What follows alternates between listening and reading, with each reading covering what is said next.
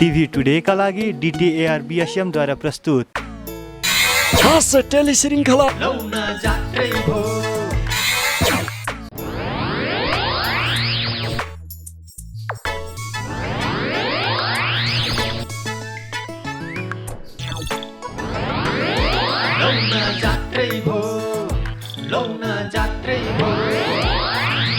बथलिङ जताततै घर छानु छैन भण्डाङ भण्डाङ धेरै गरे बाटो छैन दलाली र चौँगुरी मुस्कोरी भ्रष्टाचारी विश्वास गर्ने ठाउँ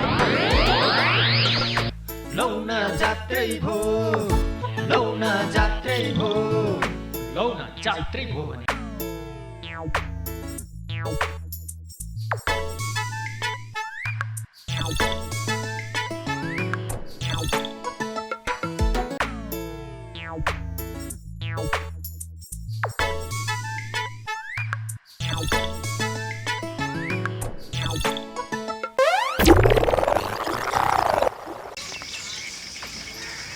हामी भित्र रहेको अहमतालाई त्यागेर माया ममता कर्तव्यप्रति सचेत हुने हो भने हाम्रो समाज आदर्श समाज बन्ने हो। सहरमा त्यत्रो धेरै पढेर पनि टोकुको बहिनी जुन हाल्छ गाउँ समाजमा सेवा गर्न आएकी छिन्। त्यही त भने गाउँ र समाजको लागि मात्र नभई देशकै लागि उदाहरणीय नमुना प्रस्तुत गरेका छन् टकु र जुनाका दिदीबहिनीले। त्यही त सहरमा त्यत्रो खर्च गरेर पढेर पनि बिना सार्थक आफ्नो गाउँमा आएर ज्ञान बाँडिरहेछ। तिनीहरूलाई चाहिँ मान्नै पर्छ है।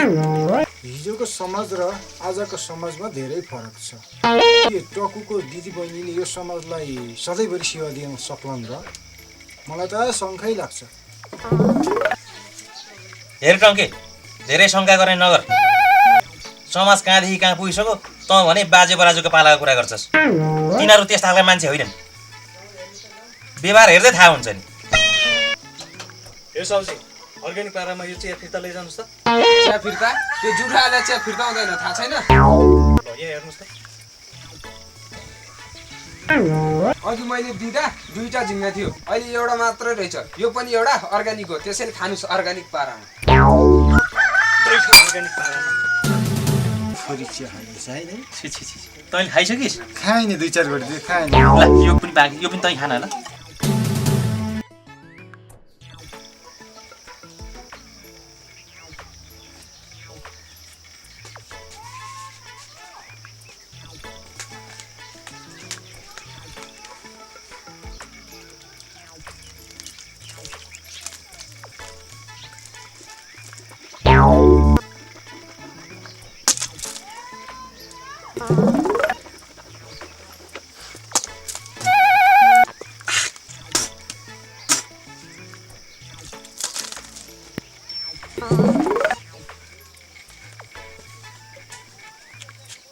र भन्दैछु आज चाहिँ टन्न खाइयो, अब चाहिँ कहाँ जाने होला?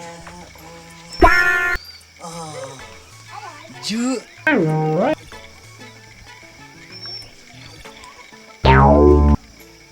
र भन्दैछु जुन तारा भनेर गीत गाउन थालिसक्यो।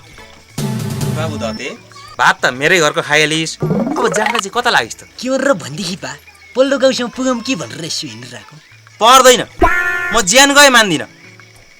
भात मेरो घरको खाएपछि काम पनि मेरै घरको गर्नुपर्छ।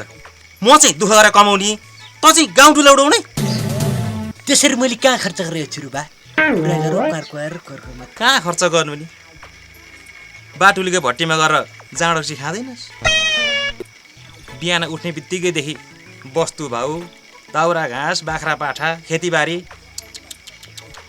डुल्नु त परिगयो नि तँलाई। कति दुःख छ है छोरा तँलाई। हो त नि बा। अझ निच्च हाँसेर हो त नि बा। लाज छैन, शरम छैन। त्यो कोदाली बोकेर खेतमा जा। के ट्वाल्ल पर हेरिरहेको त? मैले भनेको काम घुसेन यहाँ?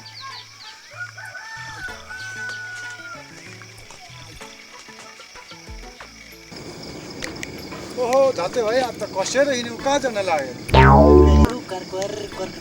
कोही मान्छेले पिट्न पाइन्छ कि भनेर पासाले हान्नु हिँड्नु। त्यसरी किन रिसाएको धते?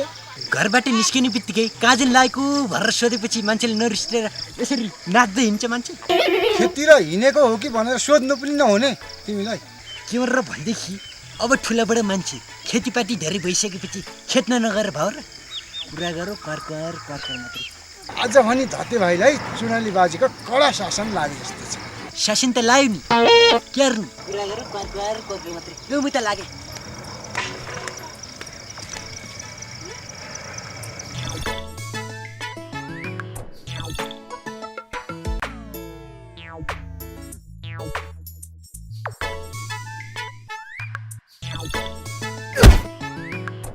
जति दुःख गरे पनि टपरी बुढाले पैसा यति कुम्लिहाल्छन्, एक सुको झार्न सकिन्न। मलाई चाहिएको बेलामा पैसा नचेरी हुन्। बेकारमा यो दुःख काले गरिरहेको छ। गाउँभरि कत्तिकै कुकुर चाहिँ अफन नाउँदै हिँड्ने हुन्छन्। यस्तो गर्छ के गरेर भनेदेखि बा माथि रुखमा पो चढ्नु भएको छ।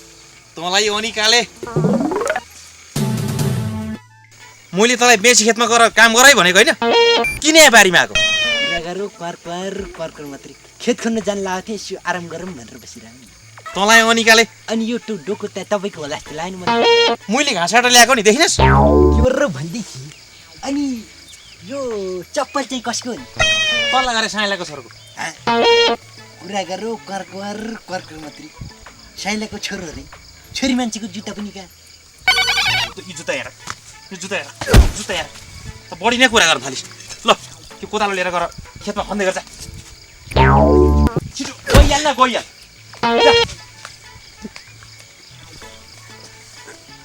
बढी कुरा गर्दो रहेछ मान्छेलाई, कस्तो परिसक्यो। उजेरी त्यो अनिकाले गइसक्यो छोरा।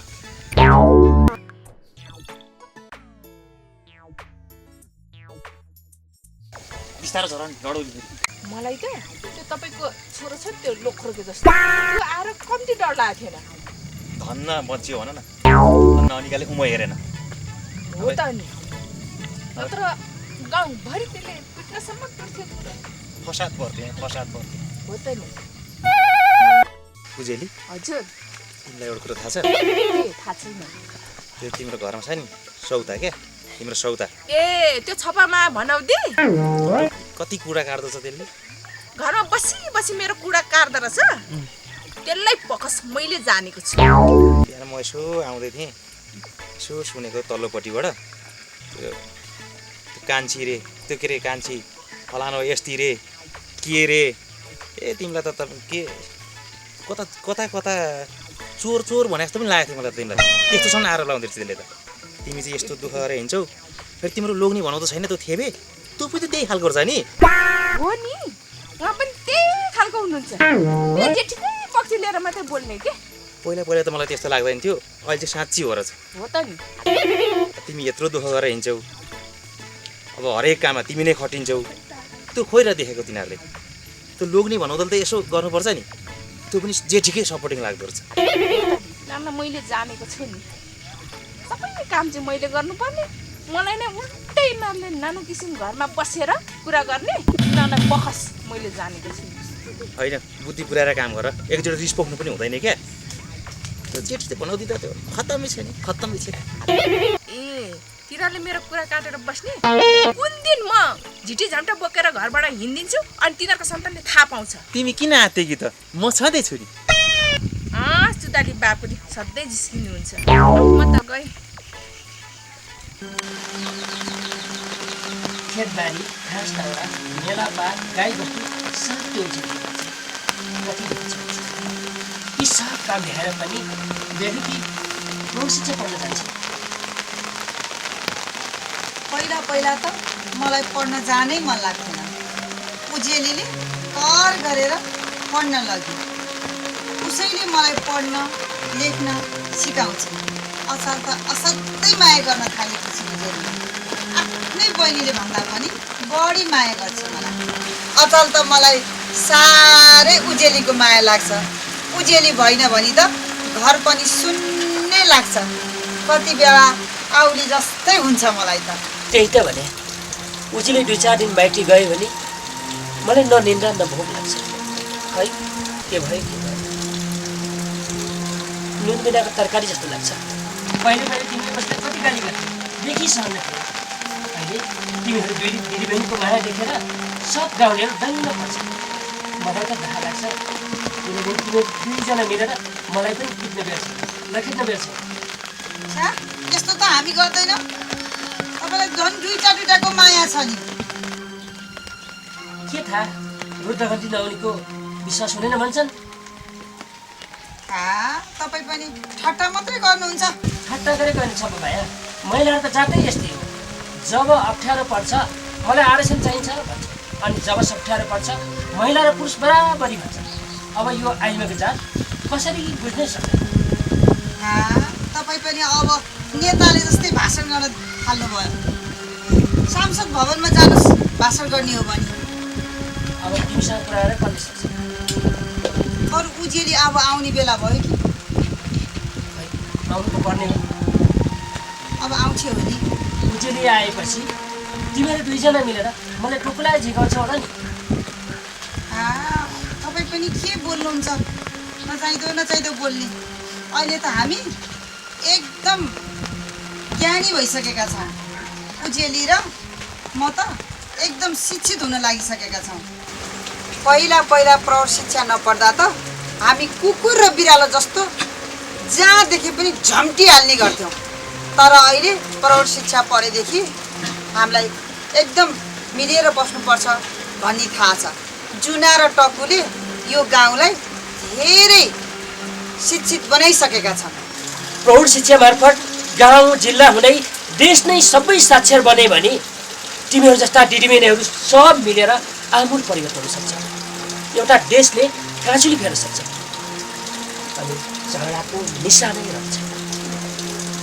प्रौढ शिक्षा पढाएर हामीलाई धेरै ज्ञान आइसकेको छ। अब झगडा गर्न हुन्न, केही गर्न हुँदैन भन्ने कुरा थाहा भइसकेको छ। अब उजेली र मैले कति धेरै गर्छौँ। के माया मैले त बुझ्नै सकेको छैन। पढाएँ, हुर्काएँ, शिक्षित बनाएँ, गाउँभरि नौटनी गर्दै हिँड्छन्। अरूको छोराछोरी कमाउँछन्, जागिर खान्छन्, के भन्छन्। हाम्रो चाहिँ भने ताल यस्तो छ। अब के गर्छौ त बाउ? मलाई सहर पठाउ पढ्न भने त हो नि, मलाई पठाएन, ऊ कान्छीलाई पठायो। अब यही पढेर आए त कान्छीले म के गर्नु? अरे जमाना कहाँदेखि कहाँ पुगिसक्यो। तपाईँहरू भने चाहिँ जहाँको त्यही। अब हामी जस्तो युवाहरू सबैजना पढेर अब सहरमा गएर जागिर गर्ने हो भने त गाउँमा विकास चाहिँ कसले गर्छन्, अनि समाज कसरी चेतनशील बन्छ? नाना थरी कुरा गर्छस्। तँलाई सहर पढाउनलाई कति खर्च भएको छ भने थाहा छ तँलाई? बाँकी चिज नगर्नु न, राम्रै काम त हो नि। कति गरेर भने बाउ तिमी पनि? अस्ति भर्खर त आएकी छ बहिनी, यसले गरेर त झन् गाउँमा राम्रो कामहरू भइरहेछ त, विकास भइरहेछ। के अरे हाम्रो त्यो उजेली काकी, छपमाया काकी सबैजना पढ्न जानुभयो, देख्नु भएन? त्यही त भने काकीहरूलाई भएको छ। यत्रो पढाउनु लाएर यत्रो लाख खर्च गरेर उसलाई पढाएको हो। मलाई के फाइदा? यी जागिर खाली कमाउली डाक्टर होली भनेर पढायो, खोइ के फाइदा? गाउँमा नाना थरी गर्दै हिँडेकी छ। ल भइहाल्यो नि त। अब यो पनि आइहाल्यो, हामी दुईजना मिलेर अब गाउँमै केही व्यवसाय गरौँला नि त बाउ। सबै कुरा पैसा मात्र हुँदैन नि त बुवा। म आफ्नो योग्यता र क्षमतालाई पैसाको रूपमा मात्र नभइकन समाज सेवाको लागि नै प्रयोग गरौँ कि भनेर एउटा निर्णय लिएर आएकी छु र म यो पुरा पनि गर्छु। यो मेरो वचन भयो बुवा। सुन्यौ त बाउ, कति खाली पैसा पैसा मात्र भन्छौ। हाम्रो गाउँमा पनि त हामीले क्लब खोलेको होइन त। अब त्यो काम गर्दा गर्दै बुके गयो त के भयो, बहिनी आइहाल्यो नि। अब हामी तीनजना बहिनी, म अनि धते मिलेर हामी काम गरौँला नि। यसले पनि राम्रो कामहरू लिएर आइरहेछ, गर्दै गरौँला नि। बाउ पनि त्यसो गर्न हुन्न के, पैसा भनेको त पछि कमाउला नि। कुनै एउटा व्यवसाय सुरु गरौँला, हुन्छ भन्थ्यौ न बाउ। तिमीहरू दिदी बहिनी नै यस्तो भन्छौ भने मैले भन्नु नै के छ र? गाउँ समाजमा राम्रो काम गर, यो काजीको इज्जत राख। त्यहाँ के भन्नु छ?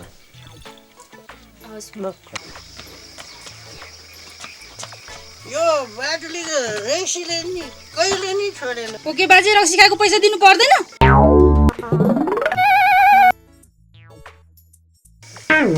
पैसै छैन रहेछ। ए बाटुली, तिम्रो पैसा म भोलि दिन्छु है। मसला बिर्छ। महिनो भइसक्यो, कहिले दिने होइन? भइहाल्छ नि बाटोले भने आइरहने मान्छे हो भोलि दिइहाल्नुहुन्छ ल उता मिसले पढ्न बोलाएको थियो भुस्सीकै बिर्सेछ भने हुन त पढेर कोनै ठुलो मान्छे भएको त्यो पढेर भैँसी ठुलो भएको हो र मसला बिर्सेर जाउँ टङ्के कुरा गरे कुरै गाह्रो हुन्छ जाउँ अब यो पढ्ने कुरा उतै जे गरे नि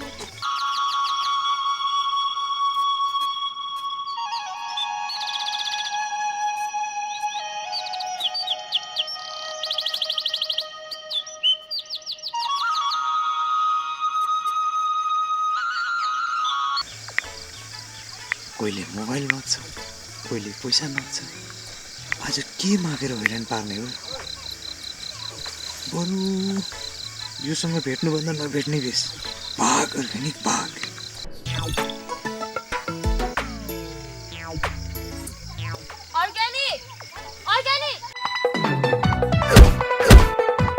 के भएछ आज अर्ग्यानिकलाई अरू बेला त देख्ने बित्तिकै टाकु भन्दै बोल्न आउँथ्यो त आज त त्यसपछि क्या हो कहाँ गएर त्यो भन्दैछु ओके बाजे मलाई त्यो टकु कि बहिनी छ नि त्यो जुना त्यो मिलाइदिन पर्यो कि मलाई कुरा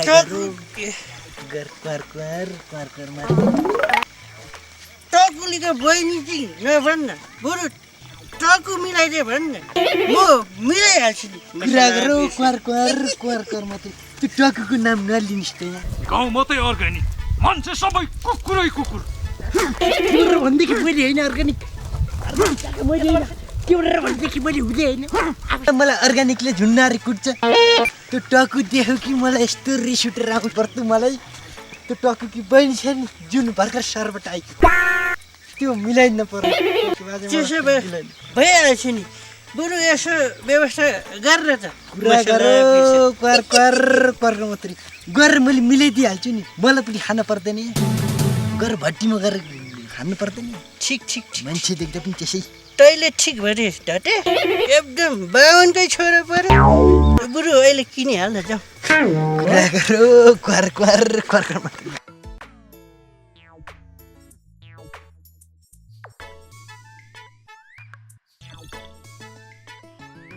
बाख्रा नछोड भनेको मकै बारीमा जहिले बाख्रा छोडेर खत्तमै पार्यो भने थेबे बाख्रा नछोड भनेको आज नि बाख्रा छोडेर मकै खत्तम पार्यो तर बिर्ता हो यो काजी गल्ती मेरो भयो मैले विराम गरेँ नरिसाउनुहोस् न गाउँठाउँमा बसेपछि कहिले मेरो गाईबस्तु तपाईँकोमा जान्छ कहिले तपाईँको मेरोमा आउँछ आज मेरो बाख्राले तपाईँको मकै खायो जति नोक्सान भएको छ म सब तिर्छु त्यसो भनेर कहाँ हुन्छ तैँले हेपेर बाख्रा छोडेको मेरै बारीमा चाहिँ त्यसो तेरो बाख्राले नोक्सान त मैले तिर्छु भनेकै छु नि तर यसरी गाली बेइज्जती गर्न पाइँदैन इज्जत भनेको सबैको हुन्छ मैले तिर्ने भनेको छैन क्यारे हेपेको त्यसो भनेर हुन्छ सधैँ मेरै मकै बारी देख्छ यत्रो मकै बारीहरू छैन त्यसको लागि म पनि आफै बाख्रा बाख्रा पानी टल्नु मकै कि काजी बाग मैले देखेछ रक्सी खाएर आएर गराउने होइन कुरा सुरा बुझ्नु छैन होइन भएको चाहिँ के यहाँ बाख्राले मकै खायो तिर्छु भनिरहेको छु काजी साहब उड लिएर कि खाउँला जस्तो गर्छ तिर्छु मात्रै भनेर हुन्छ जहिले मेरै बारीमा बाख्रा छोडेर हुन्छ मेरै बारी देखेछ यत्रो बारी देखेको छैन अब बस्तु भाउ जान्छ त मैले के गर्नु हेपेको तिर्छु त भनेको छौ नि हामीले काजी जस्तो मान्छे भएर पनि तपाईँ यत्रो ठुलो रडाखलमा च्याउने गाउँघरमा बसिसकेपछि तपाईँको जे जति क्षति भएको छ नि सबै हामी तिर्नु तयार छौँ नि तिर्छु भनेर हुन्छ बारीमा बाख्रा छोडेर काजी साहब यसरी रिसाउनु हुँदैन झगडा गरेर काम छ टाढाको देउता र नजिकको बहुत काम लाग्छ त्यस्तै कथा अनुसार छिमेकी भने छिमेकी हो कोही बेला तपाईँको बाख्रा उहाँकोमा पस्छ कोही बेला उहाँको बाख्रा तपाईँकोमा पस्छ के भयो त सानोतिनो कुरालाई एक आपसमा सहेर काम गर्नुपर्छ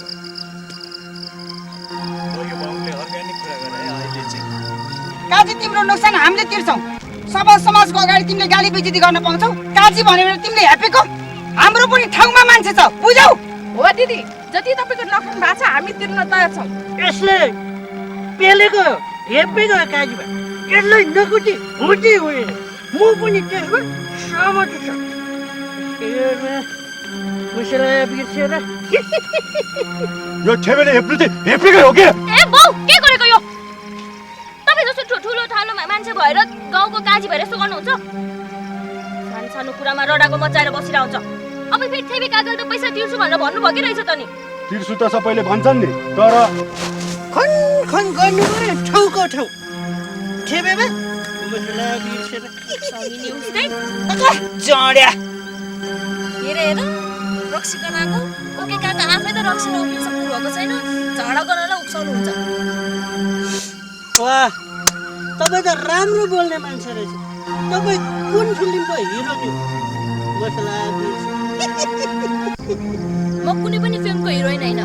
म तपाईँहरू जस्तो समाजमा विग्रह पार्ने मान्छेहरूलाई शिक्षा दिएर सेवा गर्ने मान्छे हो। त्यो तपाईँलाई थाहा नै छ होला। देख्नुभयो गाउँले हो यो नानीको चाला मलाई धम्की दिन्छ। मसला पिस देख्नुभयो त बाउ, यस्तो जडे काकाको लडाइँमा लागेर तपाईँ आफ्नै छिमेकीसँग यसरी झगडा गर्ने? छिमेकी भनेको त मर्दा पर्दा चाहिन्छ, त्यति पनि बुझ्दैनौ? कहाँ कहाँबाट मान्छेहरू कान्छीले लिएर आइरहेको छ विदेशीहरू, गाउँमा जनचेतना जगाउन, गाउँको अझ राम्रो बनाउन। तिमी भने आफ्नै छिमेकीसँग झगडा गरेर बस्छौ। काका हेर न, काका उक्साउनु पनि उस्तै छन्। जति नखानु भने पनि लाग्दैन, अझ आका बाउला उक्साउ। छोरी मेरो आँखा खुल्यो, मैले अन्जानमा गरेको यो भुल हो। सानो कुरोमा बेकारमा झगडा गर्यो, माफ गरिदिनु। काजी छरछिमेकमा बसेपछि सानोतिनो झैझगडा त भइहाल्छ, केही छैन। हामी दाजुभाइहरू मिलेर बस्छौँ।